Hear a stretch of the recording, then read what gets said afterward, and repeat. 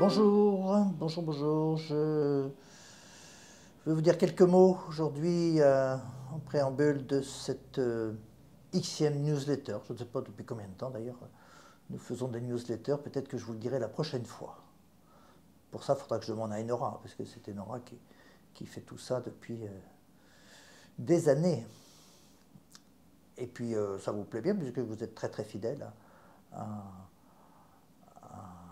à l'explorer, à regarder les vidéos, à lire les infos, et soit le jour même, soit après, puisqu'elle vous reste disponible. Alors, évidemment, actuellement, Émergence est beaucoup mobilisée pour vous organiser votre prochain congrès à Paris, notre premier congrès parisien, avec cette idée de rendre les choses plus faciles pour beaucoup de gens qui sont par rapport au transport. 29 et 30 septembre 2023, hypnose et santé. Hypnose et santé, et toujours plus, et encore plus hypnose et santé. Tout de suite aussi un rappel, pour ceux que ça intéresse, l'appel à communication, c'est-à-dire les communications scientifiques, est ouvert jusqu'au 30 septembre. Donc encore quelques jours, vous pouvez proposer une conférence, un atelier d'1 heure, 2 heures, 3 heures, un atelier vidéo ou un atelier de démonstration pour montrer comment vous travaillez dans tel ou tel contexte ou circonstance ou avec tel ou tel type de patient. Je disais, oui, l'hypnose dans la santé, toujours plus dans la santé. L'usage de l'hypnose se multiplie dans la santé, j'allais dire se démocratise. Ça devient voilà, une chose évidente et simple.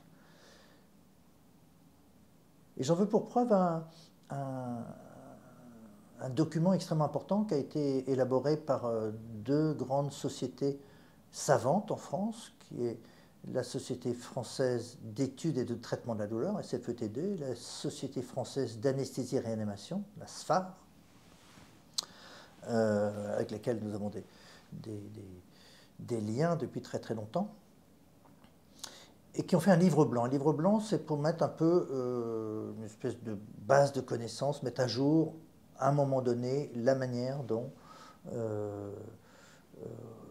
on peut aider les patients par rapport à la douleur, donc la CFETD, ou aider les patients dans le cadre de l'anesthésie, la réanimation, la chirurgie. Aujourd'hui, il y a un grand chapitre consacré aux méthodes psychologiques. Ça s'appelle comme ça. Méthode psychologique pour aider les patients dans ces différents contextes. Et la méthode psychologique la plus intéressante, selon eux, la plus fiable, la mieux explorée, pour laquelle il y a le plus de recherches, d'études, donc le plus intéressant, eh ben c'est l'hypnose. C'est l'hypnose. Alors quand j'ai lu ça il y a quelques jours, c'est tout récent, hein, quand j'ai lu ça il y a quelques jours, je me suis dit, quel chemin parcouru. Quel chemin parcouru. Je me souviens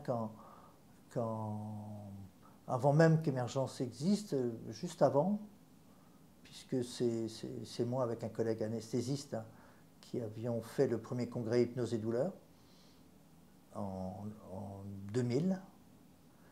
Et juste avant, j'avais été invité par lui d'ailleurs à intervenir dans un congrès d'anesthésistes qui était à Rennes. 600 anesthésistes, un psychiatre. À l'époque, pour la plupart de ces anesthésistes, entendre parler d'hypnose, c'était quasiment, avec un psychiatre en plus, c'était quasiment voir un martien quoi, qui débarquait. Et voir comment maintenant, dans le livre blanc, c'est-à-dire les bases, les références de ces deux grandes dimensions, disciplines, sociétés savantes, citer l'hypnose, je pense qu'on peut être assez fier du chemin accompli et aussi s'appuyer là-dessus pour savoir à quel point l'hypnose est utile dans beaucoup de circonstances. L'hypnose, l'auto-hypnose aussi. Je vais peut-être vous laisser aujourd'hui avec un un chiffre un peu surprenant, ou des chiffres un peu surprenants, puisqu'on en a parlé ce matin en équipe.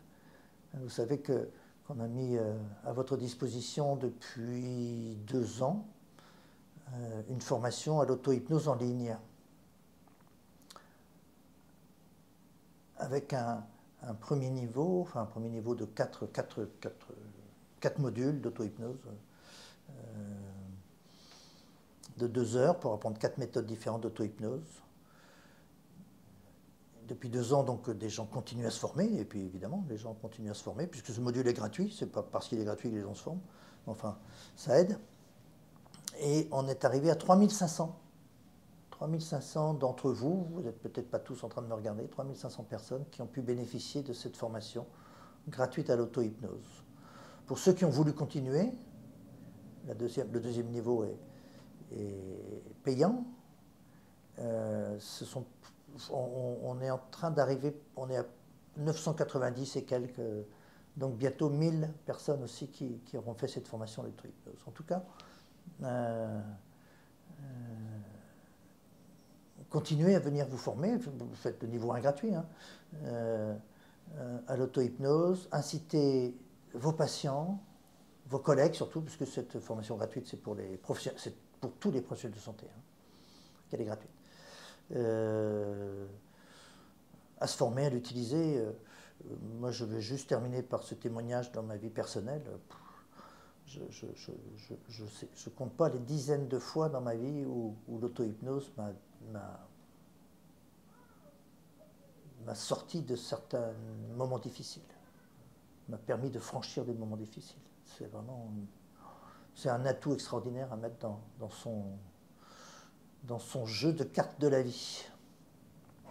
Évidemment, l'auto-hypnose sera un des sujets importants du Congrès de Paris, là, les 29 et 30 septembre l'année prochaine.